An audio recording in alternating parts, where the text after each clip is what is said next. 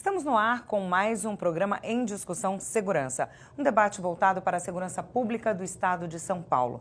Sempre no nosso estúdio, especialistas no assunto a ser debatido. Um bate-papo de interesse de todos que também quer ouvir o que você tem a dizer. Por isso, mande sua crítica, dúvida, sugestão para o e-mail assembleiasegurança@gmail.com. Hoje vamos falar sobre os números de casos de suicídio entre os policiais federais e a falta de investimento em segurança pública. Aqui com a gente o Alexandre Salli, que é o presidente do Sindicato dos Servidores do Departamento de Polícia Federal do Estado de São Paulo, e o Fernando Capano, que é especialista em administração de empresas e também mestre em direito. Muito obrigada pela participação de vocês dois aqui no nosso programa, na nossa discussão. O suicídio entre policiais federais é 6 vezes maior do que a média brasileira. Entre 1999 e 2015, foram registrados 42 casos, o dobro do que foi registrado nos 5 anos anteriores. Eu queria começar com o Alexandre, que tem uma história pessoal e agora ajuda pessoas também, assim como você recebeu ajuda de alguma forma, né, Alexandre? Exatamente. Queria que você me contasse, então, o que aconteceu com você. Eu passei por uma situação, óbvio, né, uma série de fatores, né, que me levaram a um estado depressivo, e no meio dessa depressão as questões de trabalho foram muito fortes e eu sofri uma perseguição atroz da Polícia Federal, um assédio moral violentíssimo que me levou a afundar ainda mais na questão da depressão. Então eu cheguei ao ponto de um dia, peguei a arma, coloquei na cabeça. E, graças a Deus, tinha pessoas em volta e estava em outro lugar que eu não esperava encontrar, mas parece que Deus opera, né? Então, tinha colegas policiais que viram a cena e correram para me auxiliar, impediram o ato, eu busquei ajuda e depois de um tempo, depois de uns 5 anos, eu comecei a me deparar com outra situação, caí em depressão novamente, também em questões de trabalho muito forte. E eu me peguei pesquisando na internet como se suicidar sem sentir dor. E eu fiquei, assim, assustado com a quantidade de informações que salta aos olhos ali. E aquilo me deu outro alerta. Eu busquei ajuda novamente, fiz terapia, tratamento, então hoje estou tranquilo. E no período que eu pensei em me suicidar na primeira vez, acabei pensando, porque você fica tão revoltado com as coisas, você às vezes pensa também em atingir outra pessoa além de você. Então eu cheguei a pensar em matar 3 delegados da Polícia Federal, que estavam interferindo fortemente na minha vida, objetos do assédio que eu sofria, e em seguida me suicidar. Quer dizer, cheguei a pensar nisso, né? Graças a Deus não fiz nada disso. Você falou sobre o assédio. A gente tem alguns números que mostram que de 2011, 2012, esses números aumentaram por conta de assédio, da greve. Eu queria que você explicasse isso um pouquinho melhor, Alexandre, para as pessoas entenderem o assédio que o policial federal sofre e que pode levar a isso ou piorar uma situação de depressão. Certo. Nós tivemos uma greve que durou 70 dias pela reestruturação da nossa carreira, os agentes, escrivães e papiloscopistas.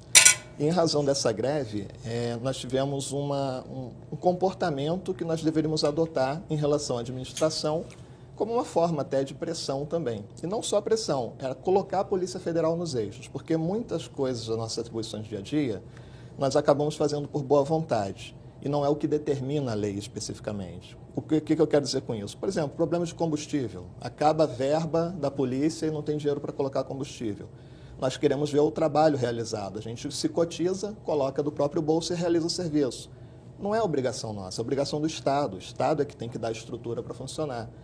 E isso foi chamado de cartilha. Quem começou a agir dessa maneira, quer dizer, começou a se negar a cobrir o erro do Estado, começou a ser perseguido pelas chefias. Perseguição de que forma?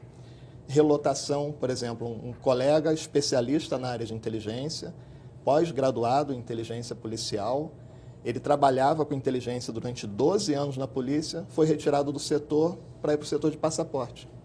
Então, para ele foi um choque E assim, é importante salientar a diferença do trabalho exercido em nessas duas áreas, por exemplo, citadas, Sim. né? Eu acredito que na inteligência existe uma investigação, existe todo um trabalho que de repente ele já veio e já vem Uma realizando, de repente ele bagagem, vai experiência. para um setor que é puramente burocrático, Administrativo, né? meramente administrativo. Então, é complicado isso, né? Isso acho que é a maior dificuldade, né? E aí, policiais que só pelo simples fato de terem participado da greve foram punidos com esse tipo de coisa, né? Começou assim, relotações. Então, o policial que estava, por exemplo, na superintendência aqui na capital, aí ele estava ali, participou da greve, joga para o aeroporto. Tira ele do setor que ele está produzindo, que ele tem experiência, que ele adquiriu, quer dizer, houve um investimento do Estado naquele servidor. Mas isso não é levado em consideração. E coloca ele em outro setor que ele vai trabalhar insatisfeito. Isso faz com que a pessoa que já tem diversos problemas pessoais, família, o próprio trabalho, isso vai aprofundando o estado emocional dela, né? Vai agredindo a pessoa. E outros assédios como ameaças e instaurações de processo disciplinar. Então, o policial, por exemplo, nós temos uma lei que fala que o policial não pode viajar sem o pagamento antecipado da sua diária, que a diária é para você pagar alimentação, hospedagem, são as despesas de indenização. A lei determina que você tem que receber isso antes de viajar. Então, chegava a ordem de missão, você tem que viajar para o Amapá, ficar 30 dias lá. Mas tudo bem, eu viajo, mas eu quero a diária. Não, você vai receber a diária depois. Não é legal, é ilegal. Só que o policial que chegasse e falasse com a chefia, não, eu não vou enquanto você me pagar a diária antecipada. Se me pagar, eu vou, não tem problema nenhum, é obrigação minha quanto policial. Mas, se você não me pagar, eu não vou. Ele está no direito dele, a lei está do lado dele, mas o chefe vira e fala, se você não for, eu vou te punir. Eu vou abrir um processo disciplinar contra você.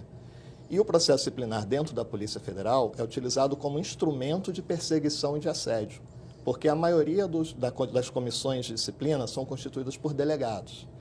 E esses delegados se utilizam da sua função para infringir o medo e tentar, através do medo, fazer com que os policiais exerçam as vontades deles. Isso mudou depois da greve. De 3, 4 anos para cá, nós conseguimos ter um pouco mais de paz.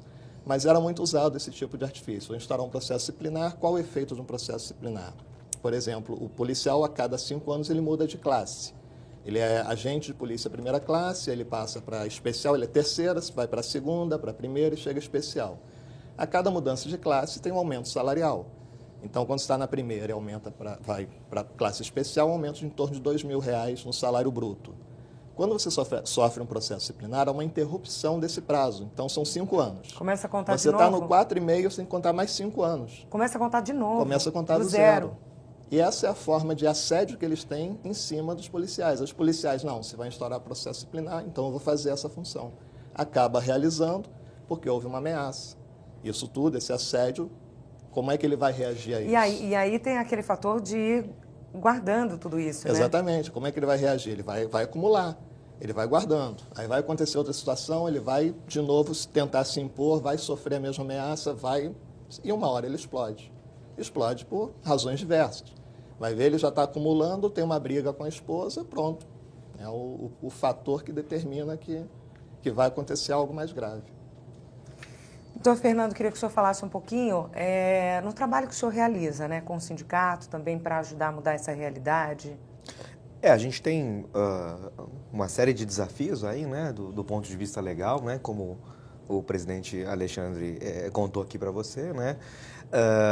Há uma porque a administração, né, pública, por vezes, né, quer seja em âmbito federal, quer seja em âmbito estadual e até mesmo municipal, às vezes alguns gestores de fato se utilizam de certos mecanismos que são efetivamente contrários à lei, mas ali no cotidiano eles acabam usando desse tipo de mecanismo até para poder fazer valer a sua vontade, né, fazer valer a sua autoridade e provocar uma péssima qualidade de ambiente de trabalho, né? Quando as notícias como essa chegam lá para a gente, né, do ponto de vista legal, a gente costuma ou eventualmente ajuizar uma ação em nome do sindicato, ou até mesmo pedir a instauração de uma investigação no âmbito do Ministério Público do Trabalho, por exemplo, ou no âmbito do próprio Ministério Público Federal, no caso da Polícia Federal, para que nós tenhamos um controle dessa atividade policial no sentido de preservar cada um dos policiais, né? Cada um dos policiais que estão aí no combate, no dia a dia, né? Já é uma ainda que eventualmente a maioria deles tenha um efetivo tirocínio, sejam vocacionados para a função, são seres humanos, antes de mais nada, né? Então, a gente às vezes acha que são super-homens, mas não são, né? Precisam da ajuda institucional, né, do sindicato, fazendo esse tipo de trabalho, né, quer seja de prevenção, quer seja ainda na justiça. E, como o presidente falou, imagino que nos últimos anos a gente teve sim uma melhora nesse sentido, mas ainda há muito a fazer, na verdade, né? Isso no âmbito da Polícia Federal, que é tida hoje e é de fato, né, uma polícia de elite. Mas o que vem a público são os sucessos, que são muitos, aliás, nos últimos anos, né? Vide aí a Operação Lava Jato, por exemplo. Mas quem conhece o Interna Corporis sabe que a gente precisa melhorar por demais, né? Em especial no que diz respeito ao ambiente de trabalho, o que está ocasionando toda essa onda de suicídios e toda essa onda não só dessa atitude mais radical, mas também, por exemplo, nessa onda que nós temos assistido lá no sindicato já há bastante tempo, de famílias quebradas, né, de separações, divórcios, brigas que acabam resvalando na família, que são fruto de todo esse problema que o policial passa no seu ambiente de trabalho, né? Tudo isso a gente conhece no dia a dia e a gente tem que lutar para que a sociedade possa, inclusive, até mesmo exercer um controle da administração pública, sabendo que a Polícia Federal, por exemplo, tem o seu lado maravilhoso, né, desse sucesso fantástico no combate à corrupção, mas que no Interna Corporis precisa melhorar ainda por demais. Esses casos de assédio, de perseguição, como é que esse policial consegue provar? Como é que ele chega até o sindicato? Como é que ele consegue ajuda? Porque, assim, de repente, em determinados momentos, eu não sei, mas pode haver, assim, é a palavra de um contra a palavra de outro, não tem provas. Ele produz provas, ele denuncia, ele tem medo. Qual que é essa realidade? O policial tem medo. Ele tem medo de sofrer mais represália se ele combater isso. Então, quando ele chega no sindicato, normalmente quem chega ao sindicato é porque já não está mais aguentando todo o assédio. Chegou no limite, né? Chegou no limite. O medo foi ultrapassado. Por conta, né, eu tenho que fazer algo, senão eu vou fazer besteira. Aí ele chega até o sindicato.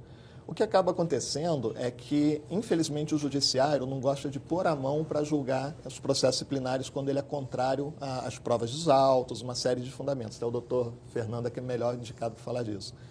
E o que acaba acontecendo dentro do processo disciplinar? Abusos. Você tem efetivamente, nós temos vários casos, que durante a colheita da prova no processo disciplinar está totalmente favorável ao policial para ser arquivado. E aí nós temos uma coisa que já vem de décadas dentro da polícia, por conta do medo da perseguição. O policial chega a se perguntar o seguinte: a comissão chega e, eu tenho provas aqui até para morrer o processo, mas eu vou te dar uma suspensão de 5 dias. Aí o policial se revolta. Por que eu vou ser suspenso se está tudo aí tranquilo para arquivar? Não, você vai ser suspenso porque eu poderia te dar 30 dias, eu vou te dar 5.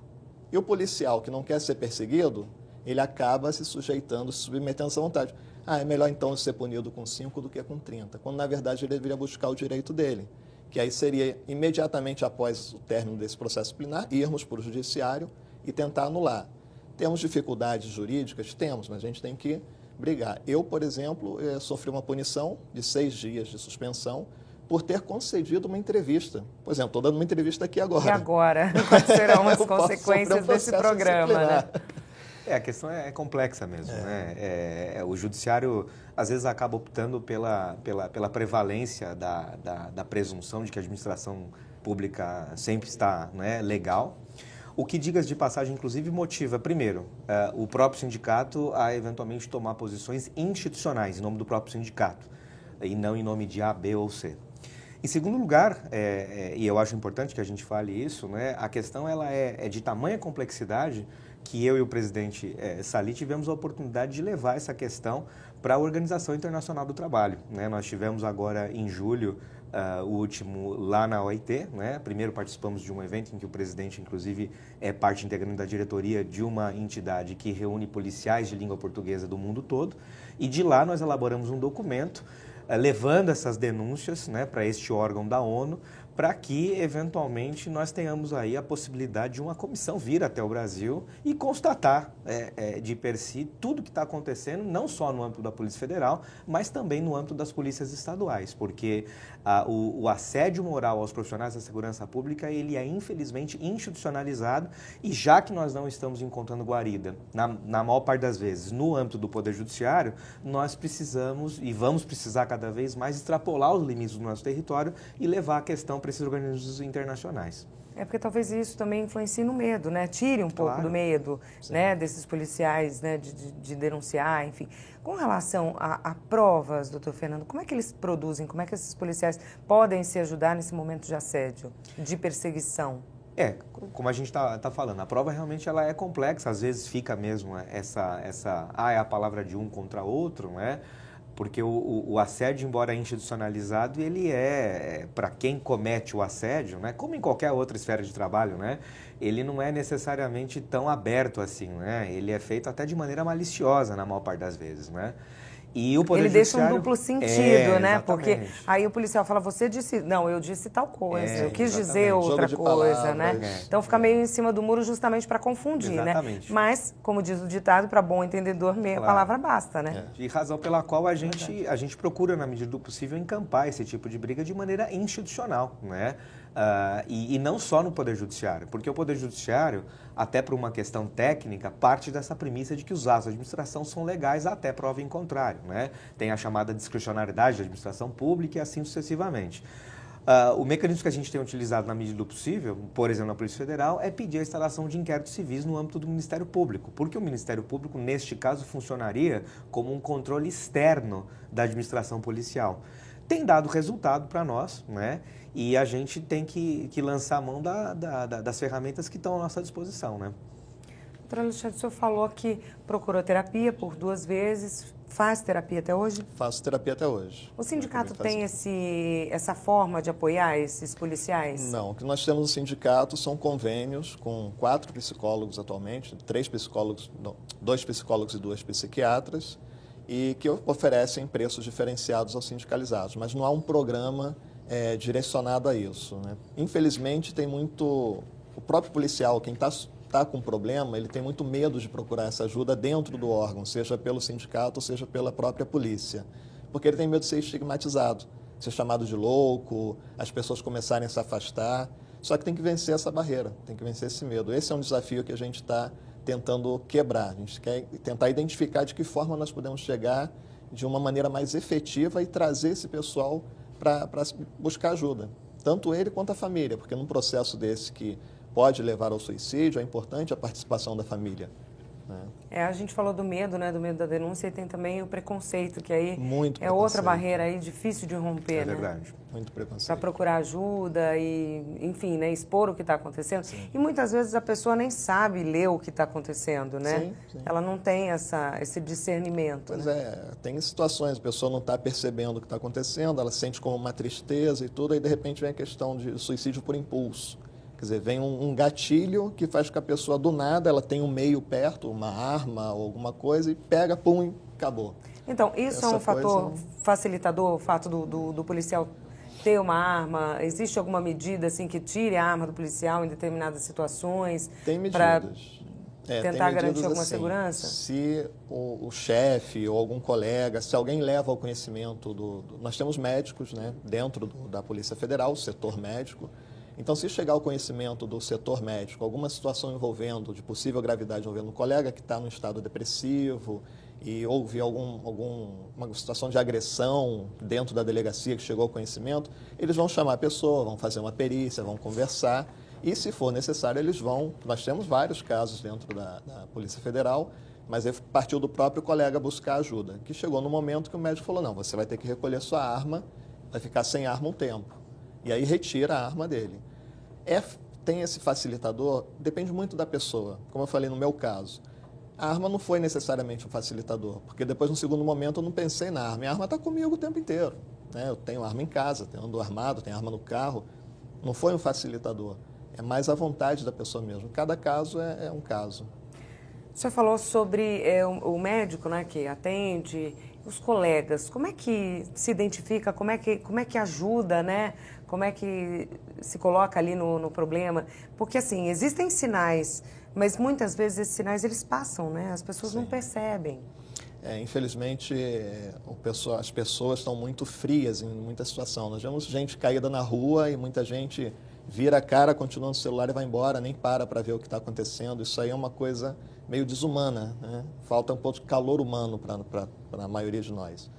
Mas é difícil o policial chegar no setor médico, até porque, assim, como eu falei, a questão do preconceito. O setor médico está dentro da superintendência, né? Num determinado andar.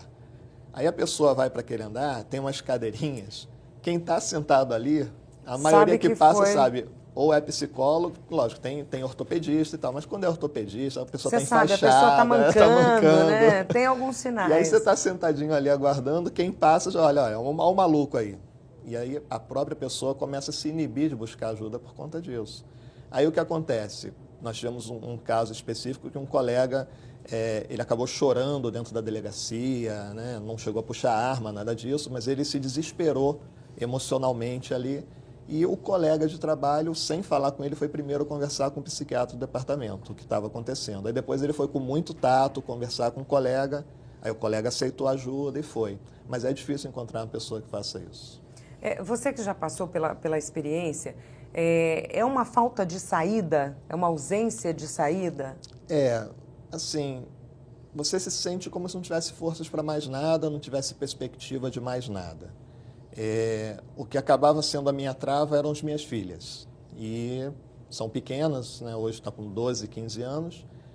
E só que num determinado momento, quando eu posso dizer assim, que eu fui curado, foi quando eu percebi o seguinte, que as minhas filhas não podem ser minha muleta. Eu tenho que andar por mim. Quer dizer, eu não posso... eu tenho que estar aqui por causa das minhas filhas. Não, eu tenho que estar por mim para poder cuidar das minhas filhas. O foco é diferente. E aí você chegar a esse ponto é complicado, porque você, no momento que você está na depressão, é muito difícil sair porque você não vê perspectiva. Todo caminho que as pessoas te dão, você encontra uma resposta negativa, uma resposta para sair daquilo, uma justificativa.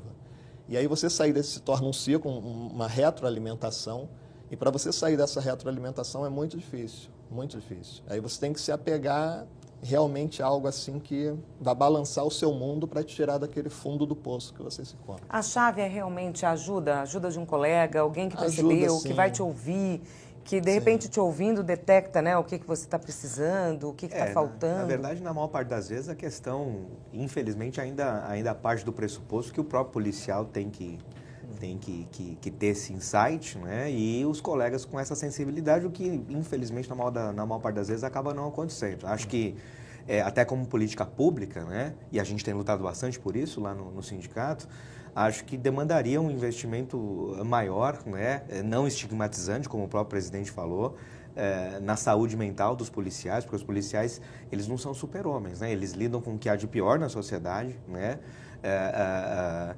Portanto, obviamente, acabam tendo aí uma questão complexa para se lidar no seu cotidiano. E imagino que talvez o governo pudesse, né, partir de um pressuposto um pouco distinto do que ele tem feito até agora, né? Porque a gente vê aí um investimento sendo feito, por exemplo, em equipamento, em arma, em viatura, que é fundamental, isso é fato.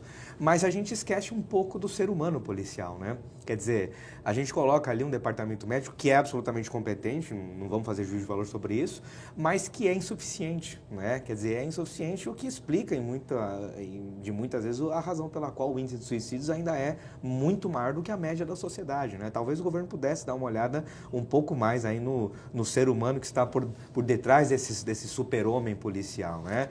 Acho que para que todo mundo possa entender um pouco, né, embora ficcional, mas é famosa aquela passagem, né, no filme lá no Tropa de Elite, né, em que o Capitão Nascimento, naquele primeiro filme, em que ele vai ao psicólogo, né, e ele começa dizendo, não, eu não vou contar para você o que está acontecendo, porque se eu contar para você o que está acontecendo, né, posso ficar estigmatizado e tal, mas eu quero tomar um remedinho. E aí ele vai para casa e acaba tomando remédio e tudo mais, etc, etc, etc. Ficcional, é fato, mas que reflete a realidade do cotidiano de todo e qualquer policial, né?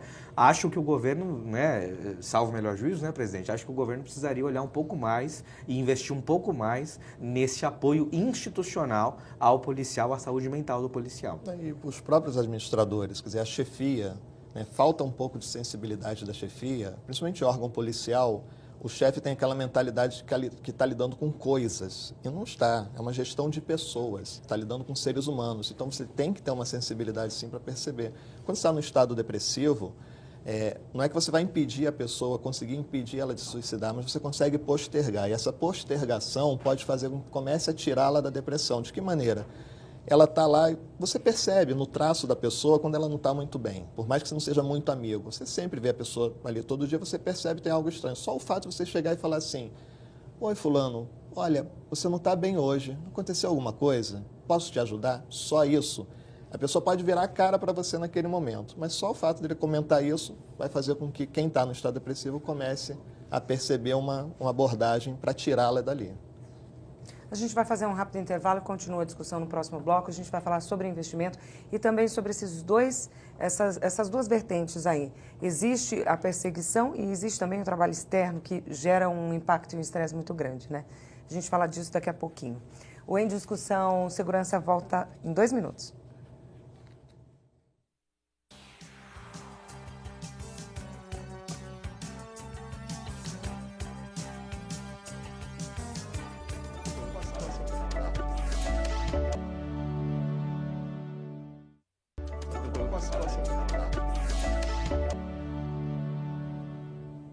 O Em Discussão Segurança está de volta e hoje nós falamos sobre os números de casos de suicídio entre os policiais federais e a falta de investimentos em segurança pública. Recebemos o Alexandre Salli, que é presidente do Sindicato dos Servidores do Departamento de Polícia Federal do Estado de São Paulo, e também o Fernando Capano, que é especialista em administração de empresas e mestre em direito. No bloco anterior a gente estava falando, o doutor Fernando levantou aqui, a gente já tinha falado bastante sobre o assédio vivido ali dentro do trabalho, né? E aí o doutor Fernando também levantou a questão do trabalho em si. Mesmo tirando o assédio, já existe muito estresse na vida desse policial, né, doutor? Com toda certeza. O trabalho é absolutamente estressante. Eu volto a insistir, o policial ele lida ou com a repressão do crime, quando ele está ocorrendo, ou então com a investigação do porquê que aquele crime ocorreu, né? E lida, portanto, com o que há de pior na sociedade, né? Então é óbvio que, de per si, só essa situação já é absolutamente estressante, até porque o policial é levado, como eu disse, quer seja no repressivo ou então na investigação, ele é levado a tomar uma série de decisões que impactam diretamente na vida das pessoas que estão sendo investigadas, ou das pessoas que cometeram crime, das vítimas que sofreram esses crimes, né? E a bagagem mental que é gerada a partir daí é absolutamente grande. E não tem uma chave que desliga, né? Nem hipótese alguma. Não tem como, você leva todo esse estresse para todo lugar, não tem como desligar. Não é só o estresse, tem também a cobrança da população, da sociedade civil, que é, entre aspas, comum, né? O cidadão ele quer ser atendido na segurança pública, que é dever do Estado. Então, na cabeça do cidadão, eu vou ligar 190 e eu quero que a polícia chegue em 1 minuto no máximo. E às vezes não é possível. Por quê? Por questões de números de policiais e a demanda que está atendendo, a quantidade de homicídios, de roubos, de furto, viaturas em deslocamento, operações em andamento, e aí você acaba sendo pressionado pela sociedade. E quando há uma reação do policial contra o bandido, há uma inversão de valores também que estigmatiza o policial como bandido, né? O policial está ali dando a vida dele, defendendo a sociedade, literalmente, a vida do cidadão que ele não conhece a família de quem ele está defendendo, mas ele está dando a vida dele por isso, troca tiro com o bandido vem a óbito e ele ainda é condenado por essa ação. Ele é marginalizado por ter reagido e acabado com resultado morte. Por exemplo, até em termos de chamadas de imprensa, por exemplo, recentemente, juiz reagiu a assalto e mata bandido. Policial matou o bandido. É diferente a abordagem, né? Porque um policial é como se fosse abusivo, autoritário, por questões históricas, obviamente, né? De décadas atrás, de perseguição, de tortura, que ficou enraizada na figura da polícia. Então, além de todo o estresse que nós temos, de se preocupar com uma operação em andamento, nós temos essa questão da sociedade. E aí, como tem uma inversão de valores, isso reflete no comportamento do policial na rua. Ele já começa a se questionar, como é que eu vou reagir diante de um assalto? Antes, é muito instintivo, muito policial, ele age muito de instinto. Então, ele vê uma situação acontecendo, ele ouve um tiro, ele já vira para a direção do tiro, ele vai ao encontro do tiro. Só que como está tendo essa repressão negativa em cima dele, o que ele começa a fazer? Ele já tem esse instinto de pensar, peraí, ninguém sabe que eu sou policial, eu estou paisano, é melhor enfiar a viola no saco e eu vou embora. Ele já começa a se reprimir de atuar como ele deveria atuar. Sobre o suicídio, eu gostaria de fazer uma pergunta. Tem policiais que estão num estágio de depressão, pensando em se matar e, de repente, numa ação, ele acaba facilitando que seja atingido de alguma forma? Existe isso ou não? Olha, especificamente na Polícia Federal, eu nunca soube de um caso assim, mas eu soube de um relato, foi até uma das palestras que o sindicato promoveu em março sobre prevenção ao suicídio. Um dos palestrantes, ele tem a certeza, ele não pode afirmar com a mais absoluta certeza, mas num dos casos que ele tratava, que era policial de outra força, ele tem certeza que no confronto ele procurou a bala. Se chama procurar a bala. Ele vai de peito aberto, ele sabe do risco e ele quer aceitar aquele risco, mas ele está buscando a morte. E pela situação em que aconteceu o episódio que ele narrou, ele tem a certeza que houve essa procura pelo policial, uma forma de suicídio. Bom, vocês participaram de 2 encontros internacionais, foram até Portugal em julho. Eu gostaria que vocês falassem um pouquinho dessa experiência, o que vocês levaram do Brasil, o que está acontecendo no resto do mundo, está tudo muito diferente daqui ou não, quais as soluções que são aplicadas fora, que de repente cabe para a gente e resolveria ou ajudaria? Olha, tivemos lá a honra, né, de ser convidados para participar desse encontro em Portugal, que reuniu policiais de países de língua portuguesa, né? A sede da organização é lá em Portugal. O presidente Salih, naquela oportunidade, foi eleito, inclusive, diretor de Relações Internacionais dessa organização.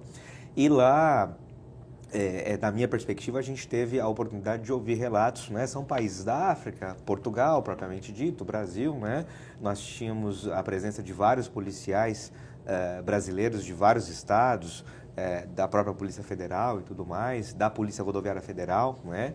E tivemos a oportunidade de coletar uma série de experiências, né? Foi um encontro muito, muito bacana nesse sentido, que demonstra que não há solução fácil para esse tipo de problema, né? Envolvendo, por exemplo, suicídio. As realidades policiais. são muito parecidas. Realidades absolutamente análogas, né? Até mesmo em Portugal, que hoje está passando aí por um boom econômico muito bacana, tal, mas, por exemplo, nós apuramos lá, né, presidente, que em Portugal o policial dos servidores públicos portugueses é aquele que menos ganha, né? Quer dizer, mais uma vez a questão salarial se fazendo presente aí de maneira muito, muito contundente. E a situação do Brasil é trágica nesse sentido, né? Quer seja na Polícia Federal, na Rodoviária Federal ou então nas polícias dos estados, né?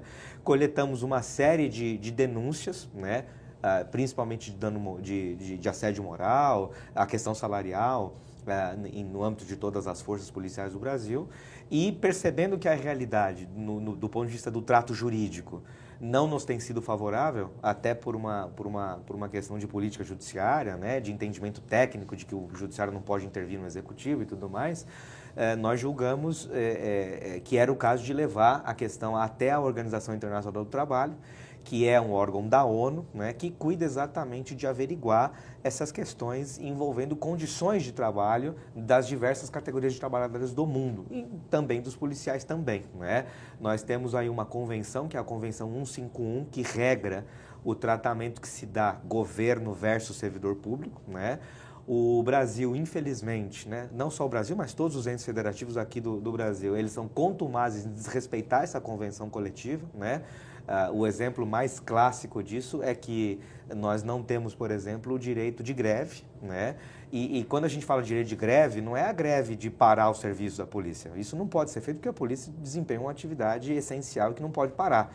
Mas hoje, os nossos sindicatos, e acho que o presidente pode falar melhor disso do que eu, o sindicato não tem sequer a oportunidade de se manifestar, porque isso faz parte do movimento grevista lato sensu falando, né? E em havendo manifestação, A justiça brasileira já condenou os nossos sindicatos, né, de policiais federais, por exemplo, a multas milionárias, né, tensionando, do meu ponto de vista, inclusive, inviabilizar a atividade sindical no Brasil. Tudo isso tem que ser objeto de uma análise por uma comissão que seja efetivamente internacionalizada, porque aqui no Brasil, infelizmente, nós vamos sair do lugar se a gente não levar para esse tipo de esfera, né, presidente? Essa questão da greve é interessante, que em Portugal eles estavam esperando, até do nosso encontro, algo sobre a greve, porque eles não têm esse mecanismo lá. Eles gostariam de implementar. E nós chegamos com uma negativa. Aí foi até meio um balde de água fria neles. Por quê? Esse ano o STF decidiu que o policial não pode fazer greve de jeito nenhum. E aí essa foi uma das razões de irmos até Genebra, na OIT, porque o STF é o órgão máximo de interpretação da lei. A Constituição, ela estabelece que todo servidor público tem direito à greve. Óbvio, tem que ser regulamentado. Enquanto não se regulamenta, aplica-se analogia. E aí vem o Supremo, que é o guardião da Constituição, que isso é uma regra constitucional, e diz que não, o policial não é servidor público, né, entre aspas. Ele é um servidor público especial e ele não pode fazer greve. E aí nós vamos bater na porta de quem? Se o órgão máximo que deveria nos ajudar já fechou as portas, nós temos que ir para um órgão internacional. E essa questão da greve ficou muito latente na época que nós realizamos o nosso período de greve. A greve não é um instrumento que nós gostamos. A greve é o último recurso de todas as manifestações que a gente faz na negociação. A gente senta à mesa com o governo, negocia. Nós tivemos vários protocolos de intenção de reestruturação da nossa carreira assinados, não foram cumpridos. O governo dava prazo, nós aguardávamos. Chegou num ponto que você não tem mais o que fazer. E aí estoura-se a greve. No período que nós entramos em greve, o ministro da Justiça foi muito covarde com a Polícia Federal, utilizando o STJ e os mecanismos da greve para inibir nossa greve. Então, só que ele foi um pouco mais inteligente que o STF. O que ele fez? A greve, como não tem uma lei específica, aplica-se analogia. Você tem aquele número mínimo de servidores para o serviço não ficar paralisado, serviços essenciais. Tá. Ele começou a aumentar a margem, por exemplo, 30% do efetivo tem que permanecer trabalhando, 70% pode entrar em greve. Ele já começou a criar mecanismos, ele colocou 90% tem que estar trabalhando, 10% pode fazer greve. Mas aí não é uma greve. Aí não é uma greve. Então ele começa, através desses mecanismos de limitações, a inviabilizar a greve. Quando ele viu que, para nós, tudo bem, não pode fazer greve, terminamos a greve, nós começamos a fazer manifestações muito criativas. Era manifestação de... Por exemplo, nós estendemos uma faixa imensa na ponte do Piqueri, nós atravessamos a ponte, demos as mãos, todos os policiais federais, estendemos uma faixa com recado para a presidente, na época, a presidente Dilma. Outras manifestações aconteceram, entrega simbólica de armas, nós nos reunimos em frente à superintendência, estávamos entregando as armas porque não tínhamos condições de trabalhar. Essas manifestações incomodavam o governo, estava dando muita mídia na época. E qual foi a forma do governo impedir? Aí começou a proibir as manifestações. E agora veio o STF que proíbe tudo, manifestação e greve. Então, é uma mordaça. É a censura sendo praticada por um órgão que deveria ser contra a censura. E aí, em razão disso, nós fomos bater em Genebra. E interessante no encontro de Portugal, que foram faladas experiências, em que a questão da investigação policial, né? O Brasil é o único país que tem a figura do inquérito policial, que na nossa visão, nós encomendamos um estudo pela Federação Nacional dos Policiais Federais, em 2007, um professor da Universidade Federal do Rio de Janeiro, com um grupo de pesquisadores, fez um estudo no Brasil e em mais 3 países. E concluiu que o inquérito é imprestável. Ele não serve para nada dentro da investigação. 8% do inquérito chegam à sua conclusão final na elucidação de um crime. Quer dizer, nós temos 92% de crimes não solucionados. Isso é absurdo. E aí, quando nós falamos isso em Portugal, o que é inquérito? O que é inquérito? Mas o delegado... O que é o delegado? Não, o delegado é o policial que é responsável pelo inquérito. Mas aqui a gente não tem delegado, aqui a gente não tem inquérito. Não precisa do delegado porque não tem inquérito, não precisa do inquérito. E a solução de crimes acima de 70%. Não só Angola, Moçambique, elucidação de crimes de 70% a 90% da investigação. Então, assim, isso também foi uma experiência muito boa para a gente tentar identificar como que é o sistema de investigação, porque nós precisamos reformular o nosso sistema de investigação. Como é que lá funciona? Cada país tem um sistema próprio de investigação. As forças policiais também têm um organograma próprio. Não é como aqui, você tem a Polícia Federal, que é a Polícia Judiciária da União, para atender interesses da União. E aí você tem nos estados Polícia Civil e Militar, separados. Uma é ostensiva, a outra é investigativa, que faz o papel de Polícia Judiciária do Estado. Em outros países você não tem essa divisão. Você tem sim uma Polícia Nacional, como Portugal, PSP, Polícia de Segurança Pública, que é a Polícia Nacional. Aí, dentre as atribuições da Polícia Nacional, você vai para as polícias que seriam os municípios, né? Que eles dão outro nome lá. Eles têm agora. Aí tem as polícias dos municípios. E tem uma polícia que seria meio que a figura do Estado também. Tem 3 esferas ali, né? E cada um tem sua atribuição. Então você nunca vai esbarrar no papel da outra. Está sempre uma obediência. Então a Polícia Municipal, por exemplo, não apura crime de homicídio. Então homicídio é a Polícia de Segurança Pública, é a Polícia Nacional. Qualquer homicídio que acontece, é a Polícia Nacional que vai atuar, não é a Polícia Municipal. Então, cada um dentro da sua área se entendendo e auxiliando uma outra. Mas, salvo o melhor juízo, todos eles pertencentes à mesma força, né? PSP, né? Todos pertencem. Todos eles pertencem à mesma polícia. Uma subdivisão exatamente, da PSP. eles vão se especializando por assunto, né? Mas todos eles dentro de um mesmo órgão, né? Mesmo órgão. Por exemplo, algo lá bem interessante, a meritocracia, né? O reconhecimento da experiência de cada um. Cada policial, ele atua na área em que ele foi formado. Então, o engenheiro vai atuar numa área mais voltada para essa parte de construção civil, uma série de coisas que engloba até a defesa civil. Até o papel da defesa civil lá é da polícia. É interessante isso, é diferente daqui. E aqui não, aqui nós temos a figura do bacharelado em Direito. Né? Quem é formado em Direito é que sabe de tudo e que é o bambambam. Bam, bam. E na polícia é muito aplicado isso, você só dá um mérito para quem é formado em Direito. E a questão de chefias. Por que o chefe tem que ser um delegado que é bacharel em Direito? Não pode ser um administrador de empresa, não pode ser um economista, alguém formado em contabilidade? Pode ser qualquer um. A investigação não é focada no direito. Em Portugal não tem isso. O chefe de lá, salvo engano, é um engenheiro. O engenheiro é o chefe da segurança pública. Da segurança pública. Então, não tem a ver com a formação. Tem a ver, sim, você trabalhar dentro daquilo que você se especializou. Quando a gente falou do assédio, que eu citei o caso do colega, que é extremamente especializado em inteligência. Você tira aquele policial para colocar no setor que não tem nada a ver com ele. Quer dizer, você está desperdiçando dinheiro do Estado, você está fazendo com que a pessoa trabalhe desestimulada, né? Porque subaproveitando. Cada um na sua praia e rende mais, né? Exatamente. Cada um na sua praia. Você tem mais efetividade se a pessoa trabalhar dentro do seu setor, dentro do que ela conhece. É natural. Vocês voltaram com bastante experiência, bastante ideia, né? Porque a lógica é exatamente essa, né? A gente entende, obviamente, as peculiaridades de cada carreira e as peculiaridades do Brasil. O Brasil é um país continente, né? Nós temos uma série de Brasis dentro do mesmo Brasil. E é óbvio que cada região, cada município, cada estado tem o seu contexto próprio, né?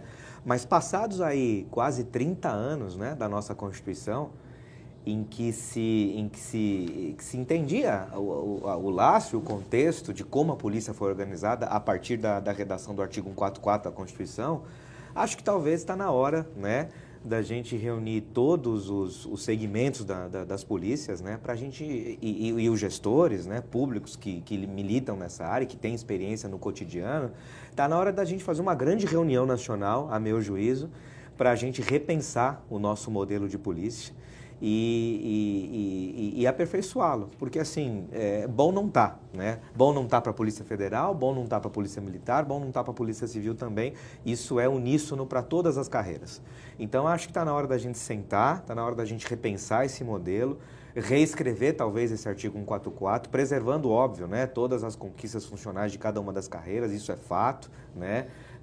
Mas se unir no sentido de efetivamente aperfeiçoar esse modelo de modo que nós possamos, por exemplo, sair dessa tragédia que é você admitir a possibilidade de que nós apenas e tão somente, por uma série de razões, aliás, né, a começar pela falta de investimento, que a gente elucide 8% dos crimes que são investigados. Quer dizer, alguma coisa está errada. Nós não podemos continuar fazendo o que a gente fez há 30 anos. Então, daqui para diante, já que a gente está está num contexto de mudança, já que a gente está num contexto de crise política e até se fala em nova Constituição, não é?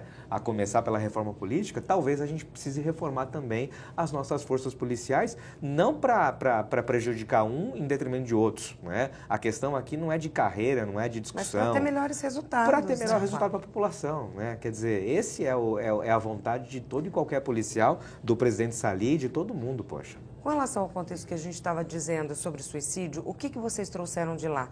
Você disse que são realidades parecidas, né? Sim.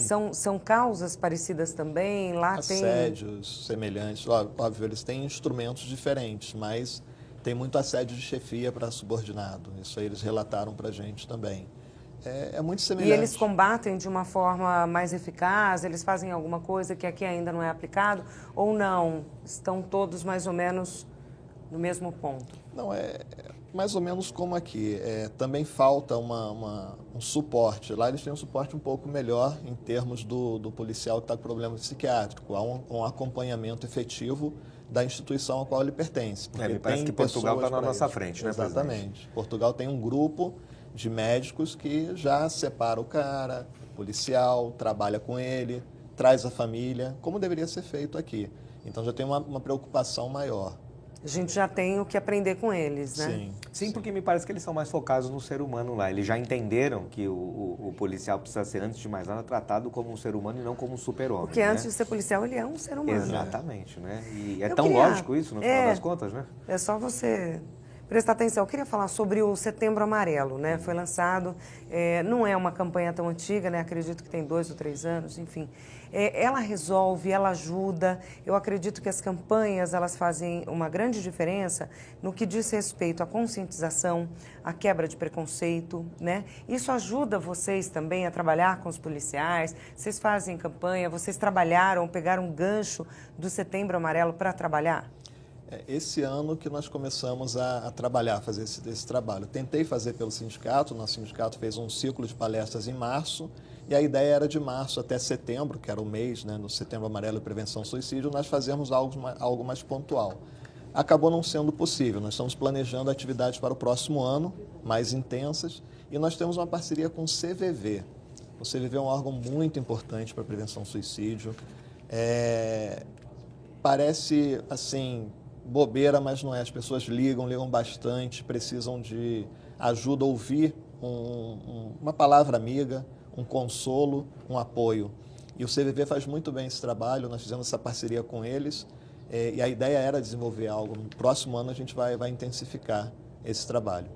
A gente acredita que o CVV ainda tem só aquele serviço, né, de você ligar e alguém conversar com você e tal. E eu tive uma experiência, né, uma entrevista com eles. Eles fazem muitos outros trabalhos, né? Eles têm várias ações ali, de diversas formas, palestras abordagens na rua, eles fazem também, enfim. Acho que é de grande ajuda. Então, vocês devem deixar uma campanha fixa, assim. Sim, a ideia é fazer uma campanha permanente ao longo do ano que vem e dar uma intensificada em setembro. Setembro fazer algo muito mais pontual. Tem que ser feito o ano todo, o né? Ano todo, por mais durante que o ano Outubro fazer... Rosa se intensifique no mês de outubro, Setembro Amarelo no mês de setembro, são assuntos de extrema importância, né? São assuntos que fazem vítimas durante todo o ano, enfim, tem que ser lembrado o ano todo mesmo, né? Sim. A gente precisa falar do assunto, né? Acho que o Setembro Amarelo tem essa capacidade de fazer com que a gente pare de estigmatizar isso. O presidente Sali tem sido muito corajoso nesse sentido, porque esse é um assunto difícil, é um tabu ainda na Polícia Federal, como nas outras polícias também, né? Então, tem sido um trabalho muito corajoso, muito bacana no sentido de falar sobre o assunto. Porque é como o presidente relatou aqui pra gente, é só falando que você vai conseguir salvar vidas, né? Vidas de policiais aí nesse caso. E a mim me parece que daqui para diante, em eventualmente a gente parando com esse tabu de que esse tipo de assunto não pode ser tocado, não pode se falar e tudo mais, e elegendo este mês aí o Setembro Amarelo, que é muito bacana essa iniciativa, acho que talvez a gente consiga enxergar uma luz no final do túnel. Com certeza. Eu gostaria agora que vocês deixassem as considerações finais. Quem quer começar primeiro? Doutor Fernando, eu posso começar, não tem problema nenhum. Bom, insisto, acho que a questão é importantíssima, né? Mais uma vez, a gente tem que tratar desse assunto, porque ele é muito sério, né? Mas, para além disso, acho que a gente precisa tratar de uma vez por todas, dessa questão do assédio moral que é institucionalizado, né? As condições de trabalho são ruins, né? Quer seja na Polícia Federal, quer seja ainda na Polícia Militar ou na Polícia Civil. A gente precisa alertar os nossos gestores públicos, né, que muitas vezes, inclusive, não estão ali no cotidiano, que esse tipo de assunto tem que necessariamente ser tratado e ser equalizado, né? Acho que a questão salarial, por exemplo, passa também por esse assunto. Nós precisamos investir no ser humano policial. É bacana comprar arma, é bacana investir em viatura, é muito legal, tem que ser isso mesmo. Mas se você não investir no ser humano, acabou a conversa. Você precisa partir dessa premissa, né? E em eventualmente isso acontecendo, imagino que a gente efetivamente vai tornar a segurança pública como serviço essencial, né, para a sociedade um pouquinho melhor, para que a gente possa sair desse atoleiro, né, em que nós estamos aí mergulhados.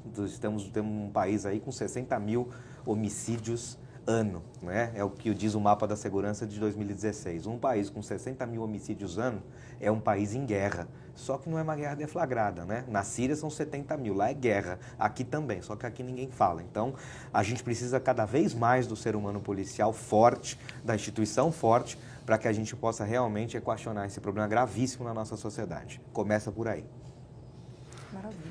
Eu agradeço a oportunidade, até parabenizo vocês de tocarem nesse assunto, trazer esses pontos à baila, é muito importante para todos nós. E eu gostaria muito de deixar o seguinte pensamento para a sociedade no geral. O policial é um ser humano, ele não é um super-homem, nunca vai ser. Então, não veja no policial o salvador da pátria, veja nele um amigo, respeite o policial, o profissional que está ali. Ele é um ser humano, ele é pai, ele é mãe, ele é irmão, ele é amigo, e ele precisa muito do reconhecimento da sociedade. E a sociedade está muito carente de proteção, mas só vai conseguir a proteção quando parar de criminalizar a atitude policial. Existem maus policiais, existem como existem maus profissionais em todo lugar. Todos os setores têm maus profissionais. Mas o policial, ele lida com situações muito desgastantes. É o único profissional que sai de casa sem ter a certeza de que vai voltar para a sua família. E fazendo isso para defender o patrimônio de terceiros que ele sequer conhece, defender a vida de quem ele nunca viu na vida. Então, valorize o policial. Caia um pouco essa barreira, todo o preconceito que nós já trouxemos de décadas de tortura, de perseguições. Isso foi um nicho que aconteceu naquele momento, naquela época. Hoje, a imensa maioria dos policiais não é aquilo que tivemos em outrora. Então, eu gostaria muito que pensassem nisso, avaliassem e levassem essa mensagem. O policial é o seu amigo e quer o seu bem. Agradeço mais uma vez a participação de vocês dois aqui no nosso programa. O programa Em Discussão Segurança de hoje termina aqui. Participe você também das nossas discussões. Mande sua dúvida, crítica, sugestão para o e-mail assembleiasegurança@gmail.com. Obrigada pela sua audiência e até o nosso próximo encontro.